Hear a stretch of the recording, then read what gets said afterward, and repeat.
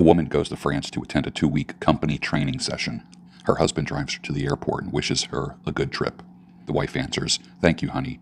What would you like me to bring for you?" The husband laughs and says, "A French girl." The woman kept quiet, and then she got on the plane. 2 weeks later, he picks her up at the airport and says, "So, honey, how was the trip?" "Very good, thank you." "And what happened to my present?" he said. "What I asked for, a French girl." "Oh, that," she said. "Well, I did what I could. Now we have to wait a few months to see if it's a girl."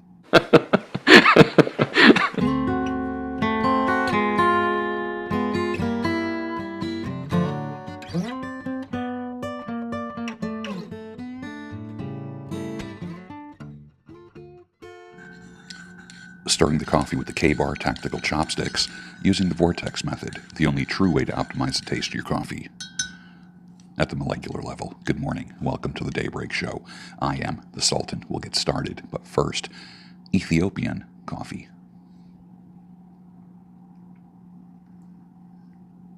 Nice. I used to have this follower. I don't even know if he's still around anymore. This guy, Aerodynamic. I remember screenshotting one of his comments. He says, "George, I've been living in an old trailer with a tin roof out in the beautiful country of North Carolina for 11 years, with a big forest for a backyard and a freight train that runs through the woods at the edge of my lot. It's beautiful, quiet, the perfect place for an artist to create. My entire trailer is a man cave with a slot car track room, my art and model car studio, and the only thing missing in my simple and blessed life is a tool shed." Actually sounds pretty good, doesn't it? All my MGTOW brothers are like, "Whoa, perfect." I love this line from Hee Haw. Remember Hee Haw, that show? Buck Owens says, "I heard the biggest reason why people don't get married is fear." Roy Clark says, "That's funny because I didn't know what fear was till I got married." That's actually good comedy writing. I want you to think about 3 different types of EDC kits. Think about what could fit in an Altoids tin. Think about what would fit in a 1-quart Ziploc bag or a dry bag. And 3, think about what would fit in a 1-gallon Ziploc or dry bag. What would those kits contain? The Altoids tin, the 1-quart bag, and the 1-gallon bag. What EDC items would you put in them? One of my followers, a nice gal, on Gab, Tambra Sabatini, she replies, "Assuming I also carry a knife and a ferro rod, a steel, number 1, the Altoids tin. I make mini survival tins and include old-style razor blades, jute twine, a guitar pick to shred with a razor blade for hotter fire making, aspirin, and crystallized ginger. For the 1-quart Ziploc," she says, "actually I have a similar-sized dry bag since I don't trust Ziploc bags. Everything from the Altoids tin plus 2 packages of 2-part hand warmers, gauze cotton balls, a headlamp, a runner's GU packet," I'm assuming that's glucose, "a GU packet or 2, an emergency space blanket, and 3, the 1-gallon Ziploc, or again, a actual dry bag, the same size. Everything from 1 and 2, but add this, a thin set of gloves, a water filter, or at least a water filtering straw, cordage, a multi-tool, a wool beanie, soft-sided expanding water bottle, salt, a pencil, pen, and paper, duct tape wrapped around a flat plastic lid. My basics change depending on the expected situation, but these are pretty much how my regular EDC looks, and I use these items regularly in my adventures." That's pretty cool. What would you put in those 3 different size EDC bags? Just remember that all wars are information wars first. Before bullets and bombs start flying, the information and the propaganda starts flying. Never forget that. And you are the targeted demographic recipient of that information. 1 Kings 11:4 says, "For when Solomon was old, his wives turned away his heart after other gods, and his heart was not wholly true to the Lord his God, as was the heart of David his father." Solomon. Whew. One of the reasons why I chose Proverbs to start with at Church of the Total Man, a church for men. It's so perfect for men. Proverbs is so perfect. It doesn't matter who you are. Look for a woman who is a builder, not a destroyer. I jokingly one time in a live broadcast put Bruno, builder, not destroyer. Some people got a kick out of that. Some people are like, I really like that. Bruno, the builder. Build what, you say? Build something that will outlive both of you. How did all of her past relationships end? That's how yours most likely will end with her. Patterns never lie. Evaluate her for her desire and ability to build, and that takes time. She will show you by her past patterns and by her behavior with you. Words mean nothing, behavior means everything. Look for a woman who is a builder, not a destroyer. Are you still dating? Actually use that word in your profile, looking for a builder. Do you need a virtual assistant, someone to help you with your administrative stuff and or IT stuff or social media branding? Do you need that? I have somebody for you. Private message me. I'll refer them to you. Is there a Christian way of saying stomach full, balls empty? That got a lot of interesting replies. I say that jokingly, stomach full, balls empty. One guy says, the man's been fed, children have gone to bed. One guy says, stomach full, balls empty. As a Christian, I've said that to my wife a few times. It's easy and it works. One guy says, yeah, you say something like, be loyal to your spouse, bring the money home to put food on the table, and have sexual intercourse with them on a regular basis. That's the best thing I could think of. He hasn't seen his wife's naked body in probably a year. I never blame a man for acting like a man. However, the bro code exists. What is the bro code?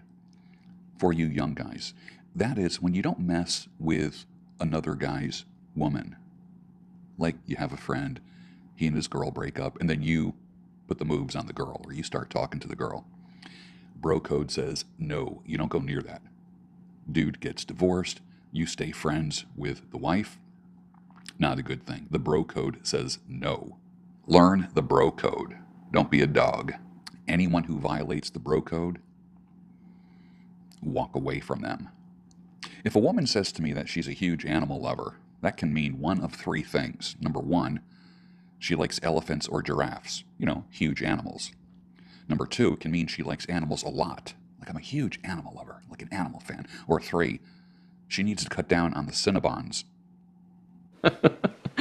Here's something interesting for you, my brother. Non-dominant handwriting exercises. This was about 25 or 30 years ago, when we were really just starting to know about neuropsych. After a couple days of writing with my non-dominant hand, I found kind of a mental logjam breaking up. Some call it writer's block. You might have had that if you're a writer or content creator. And it really blew me away. Writing with our non-dominant hand can have interesting results because it confuses the brain. Part of that protest that you put up of not wanting to write with the wrong hand is your brain's way of keeping things predictable. And that's okay, because that's the brain's job. We function because our brains are in charge. Our brains do a wonderful job of keeping the world understandable and predictable and keeping our bodies and behaviors in sync with the world and our environment around us. But parts of our brain that are effective at everyday life may not be the parts that give us the best results when it comes to creativity.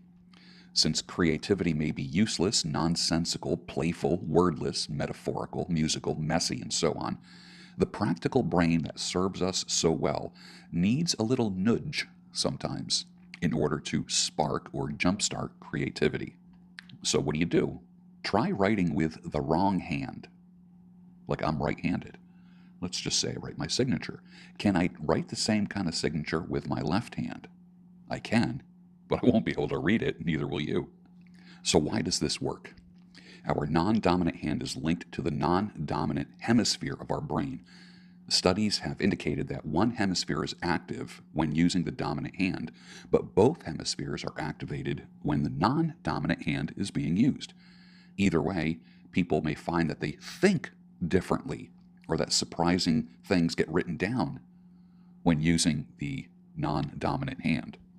So here's an exercise. Do a Q&A. What I want you to do is write a question down with your right hand on paper, if you're right-handed. Then answer it with your left hand. For instance, you can say something as simple as, "What kind of car do I drive?" with your right hand. Then with your left hand on the next line on the paper, write Toyota Tacoma. It's so much harder than it sounds, but you will feel it stirring up neural pathways that you didn't even know existed. Maybe watch Tenet now, T-E-N-E-T. It's kind of like the Daily Wire. It's a network Tenet. Maybe they would like to have the Daybreak Show as part of their early morning programming, as in 4:30 a.m. Eastern Time. Maybe I would just call it the George Bruno Show rather than the Daybreak Show, because I don't want anyone to have rights or own the name Daybreak Show. Maybe it would just be George Bruno Live. We'll see. I am trying to grow my social media presence. Eliminate gnarly pipe and cigar breath with Cigargle. Yes, the name. It's interesting, Cigargle. For pipe and cigar breath, it works. I've tried it 6 times. It's the same guy that created Pheromone soap. I am hooked now, and I wouldn't promote something if it didn't work. I will tell you this. It is girlfriend and wife approved. Use the promo code SULTAN for a sweet 15% discount. I'll put a link for it down below. Remember, Waffle House is for girlfriends, not the beloved wife. She goes to Fleming's Steakhouse. I love this picture of the Waffle House sign with the U and the S gone. The light's not working. It's kind of consistent with my thoughts that girlfriends go to Waffle House and a wife goes to a steakhouse. Unless you're married or engaged, don't be part of a couple. Like this girlfriend-boyfriend thing. You know, it's embarrassing to see men say, "I have a girlfriend." Like grown men, "I have a girlfriend." Like when is it? Like I say lady friend at times. Or companion, or my friend, or something like that. But the whole thing, girlfriend. Like watching like women in their 30s, 40s, and 50s say boyfriend is just kind of like embarrassing. It just kind of shows how immature they are. Don't be a couple. Be an individual, whole, and healthy person who's exploring and enjoying the other person, activities together. Enjoy but contain. If marriage or lifelong partnership is not the goal, then be aware that it probably has an expiration date on it. Even if marriage and lifelong partnership is a goal, many times there is an expiration date on it, and she knows it, and you don't. You need to be okay with that, or at least be aware of that. I said this many years ago that you should never allow the vacuum in your life, the emptiness, that empty spot in your life, to suck a new person in just to fill the spot. Nature abhors a vacuum. That is why people hook up so fast after marriages break up, after relationships break up. Women usually move on much faster than men do and have a guy lined up already. By the time she tells you it's over, she already knows who she's going to plank. A nice message for my brothers out there. Your marriage failed, but you, sir, are not a failure. Learn to separate those two things. I remember one time I wrote my number on a napkin. I was at a bar, and I told a woman, I gave it to her, and I said, "This is the happiness hotline." And she said, "Thank you," with a big smile. Then a few seconds later, she said, "Hey, wait a minute, is that your phone number?" I said, "Yeah." And then we both started laughing. Then she said to me, "Yes, I will go out with you." Humor opens up doors. Super corny, 35 years ago, but it worked. When that supposedly low body count girlfriend left you, she racked up her numbers fairly quickly and ratcheted up her inability to bond with a man. Women are their own worst enemies. They are their absolute worst enemy. Watching them self-destruct in real time is actually pretty wild. However, she will still tell the next dope that she's only been with a few men or give a low number, and he'll feel like he's struck gold. Women just wash, rinse, and repeat. They tell the same story to man after man after man. Don't believe the BS. As Ryan Mays says, she certainly didn't go to a convent. That is true. He continues, most men operate under the delusion that a woman in a church building is a virtuous woman by default, but most church women have a sexual history because most women have a sexual history. Ryan Mays from The God Pill. And don't forget, if you have a beard the Pheromone soap company, that Grondike soap company, they have a beard oil and a beeswax product that I use on my beard. Beard oil is fantastic. It's got pheromones in it. And I also use what they call a cologne stick, which is actually a small twist-up stick. It looks like a little mini deodorant stick. And that has a scent in it. Basically, I turn it up, I scrape off some of the beeswax, warm it up in my hands, melt it in my hands, and put it on my beard, and use it as a beard balm.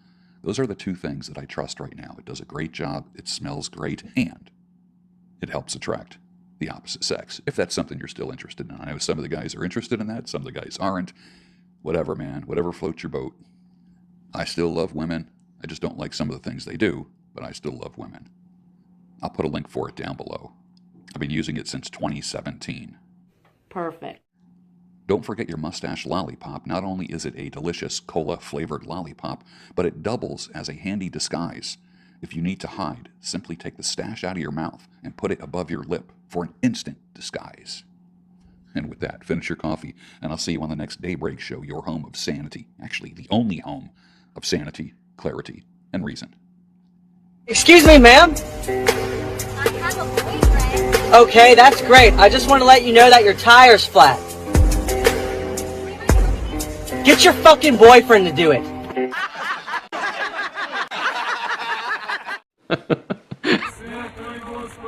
We love a woman way more than a woman loves us. So when we separate, we're in way more pain than what the actual woman herself. And let me tell you exactly the reason why. Because when a man loves a woman, he loves her like she's his daughter. He looks after her, he protects her, he provides for her, he does everything for her. The woman loves him like her father. But in our nature, we are meant to lose a parent, but we're not meant or built to lose a child. And a man loses a child when him and his woman separates. And it's way more heartbreaking.